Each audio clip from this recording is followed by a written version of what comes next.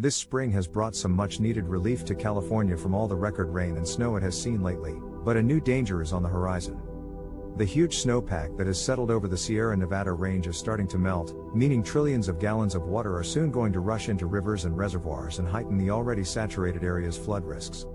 Climate scientist Daniel Swain said that this melting could occur even without a heat wave or late-season warm rain. Simply the combination of spring warmth and sunny days may be enough for a rapid runoff.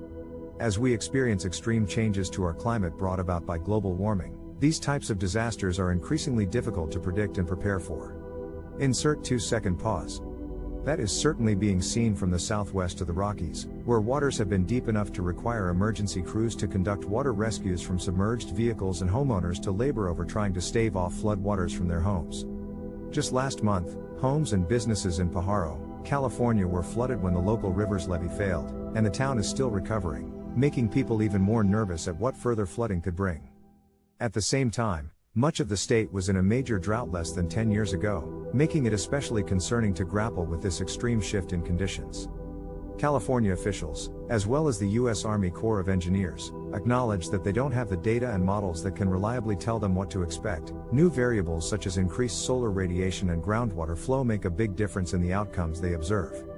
Climate change has made this crisis worse and is expected to fuel further dramatic shifts into the future. Those at the greatest risk are small and rural towns, especially those in the San Joaquin Valley, which is a major agricultural area in California. Storms earlier this year caused major damage here and have now left counties with billions of dollars in bills to pay for repairs and recovery, a hefty task for any community, let alone those that have been historically disadvantaged and have had limited resources. On top of this, many of these communities still lack safe drinking water and healthy air quality, both of which can be worsened during extreme weather events. Unfortunately, it looks like the risk of droughts and floods are only going to increase due to climate change. The impact of the storms earlier this year are now lingering into the summer, and the legacy of that winter is certainly not over yet. So while we wait to see how much disruption these floods will bring up and down California, it's important to recognize that the cycle of crisis we are seeing is directly related to the climate crisis. It's time for everyone to do their part to make sure that the resources are available for towns suffering from these disasters, and to support efforts to prevent and respond to extreme weather events.